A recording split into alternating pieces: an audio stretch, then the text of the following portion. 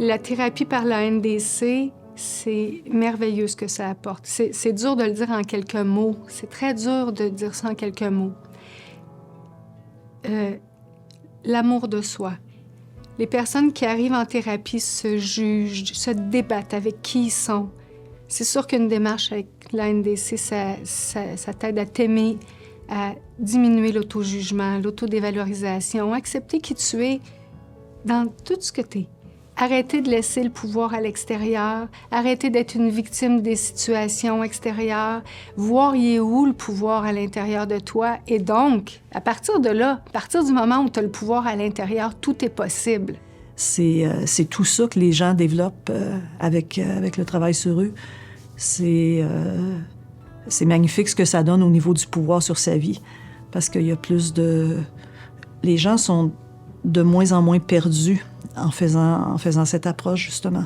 Souvent, les gens ils se demandent où je m'en vais, qu'est-ce que je fais, comment ça se fait que c'est si perturbé à l'intérieur de moi, mais justement, avec l'approche, on est clair, on s'éclaire. C'est comme si on met le phare directement sur nous, là. On est vraiment plus en harmonie avec ce qu'on ressent, puis en harmonie avec notre irrationnel puis notre rationnel aussi. Un thérapeute en relation d'aide formé à l'ANDC, c'est un spécialiste de la relation. Vraiment, pour moi, sa compétence réside dans sa capacité d'être en relation d'abord, être en relation avec lui-même, aider les personnes à voir comment ils sont en relation, non pas avoir une façon d'être, mais comment tu es en relation. Et sa spécialisation, en fait, c'est de propulser la personne vers être en relation et créer des relations qui lui ressemblent. La thérapie par la NDC, ce que je fais avec ma clientèle, ça les aide nécessairement à mettre des mots sur leurs émotions parce que c'est une relation d'aide qui est beaucoup dans s'arrêter pour ressentir. Et s'arrêter pour ressentir, ça aide à mettre les mots justes sur le vécu. Je vois le travail des thérapeutes en relation d'aide, les TRA, par la NDC, un peu comme ça, en fait. Des gens qui sont en mesure d'aider leurs clients à entendre qu'est-ce qu'ils vivent, à entendre leurs besoins et à refléter un petit peu leur façon d'être, les aider à faire des choix plus satisfaisants. C'est une approche, en fait, qui procure du bonheur. Je le vois avec mes clients. Les gens viennent me consulter souvent pour des souffrances relationnelles. Bien souvent, c'est ça. Et de l'incompréhension de ces souffrances-là. Ils ne savent pas pourquoi. Qu'est-ce qui se passe? Souvent, ils restent pris sur les autres. Ma blonde est comme ça, mon chum est de même, mon boss. C'est souvent des souffrances relationnelles personnelles. Souvent, c'est ça. Et le besoin de développer du pouvoir là-dessus parce qu'ils ne savent pas ce qui se passe. Donc, donne-moi des outils, aide-moi à voir ce qui se passe. L'impact de cette approche-là dans l'accompagnement du deuil, Colette Portelance nous parle d'un processus d'apaisement. Ça veut dire qu'il y a des tâches à accomplir dans le processus de deuil. C'est un processus d'action.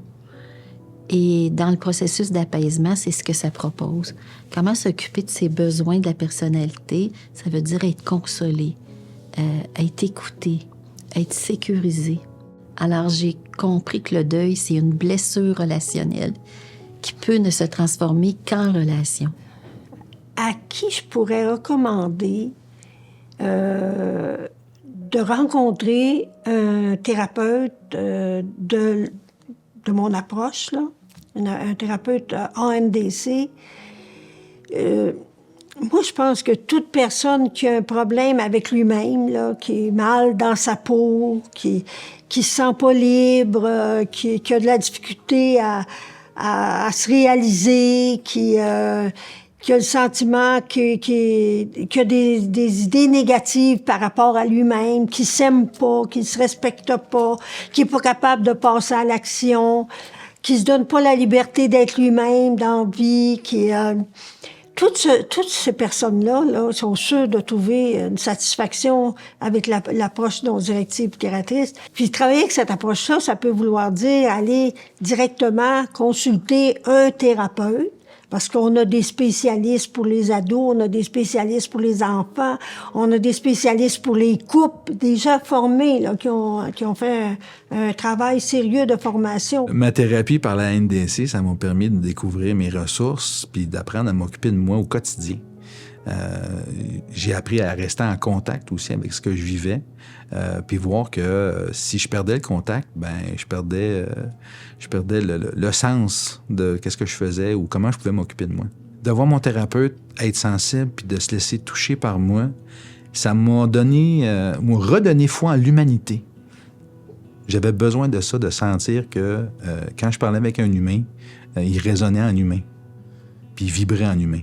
Puis ce qui est beau dans cette approche-là, c'est que l'aidant, le thérapeute, on se laisse toucher dans le cœur parce que notre aidé vit. Et c'est une approche humaniste, une thérapie qui est de nature humaniste, relationnelle et affective. Et ça fait toute la différence du monde. Parce qu'en recevant l'accueil du thérapeute, ben l'impact, l'influence inconsciente, c'est que je commence à m'accueillir puis à m'accepter dans qui je suis. Et ça, c'est fantastique parce que c'est de la semence pour l'amour de soi. Ce qui a changé, ben, c'est le fait que j'arrive plus à me responsabiliser dans les situations, puis que je me vois aller dans mes patterns. C'est même quand je le fais, je me vois le faire, puis que je peux arrêter ou je peux changer, je peux agir autrement. La CITRAC, c'est la Corporation internationale des thérapeutes en relation d'aide et des coachs. Ça a été mis en place pour, je dirais, régulariser le travail des thérapeutes en relation d'aide, des TRA, offrir la protection au public, en fait, l'uniformité de la pratique de TRA. Donc, la CITRAC s'est dotée au fil des ans d'un code de déontologie, de guides applicatifs de pratique. Et ce que ça permet, en fait, c'est que lorsque le public voit l'appellation CITRAC, thérapeute en relation d'aide certifié CITRAC, par exemple, ben, elle peut s'attendre à une uniformité de pratique et également une pratique ressourcée annuellement pour chacun de ces thérapeutes en relation d'aide. Qu'est-ce qu'un thérapeute en relation d'aide qui travaille avec la NDC? C'est quelqu'un qui veut profondément aider. C'est quelqu'un qui aide l'autre à voir ce qui n'est pas satisfaisant, ce qui est insatisfaisant dans sa vie pour que la personne elle trouve les outils nécessaires pour le transformer. C'est quelqu'un qui aime l'être humain dans toute sa complexité, ses défis, ses peurs, ses imperfections. C'est quelqu'un qui a envie de dire à l'autre « t'es pas tout seul », même si t'as l'impression que t'es tout seul dans ta souffrance. Je trouve que les Québécois sont chanceux d'avoir accès à cette forme d'aide-là.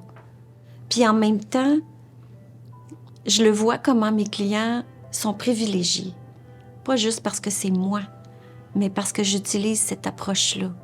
C'est pour ça que je pense que le travail qu'on fait avec la NDC, que ce soit à l'école, nous, ce qu'on fait à l'école, ou ce que les thérapeutes font ensuite, c'est très important. On change à notre niveau, à notre mesure, à partir de qui on est. On change quelque chose dans le monde pour le mieux. Puis on change quelque chose dont le monde a vraiment besoin.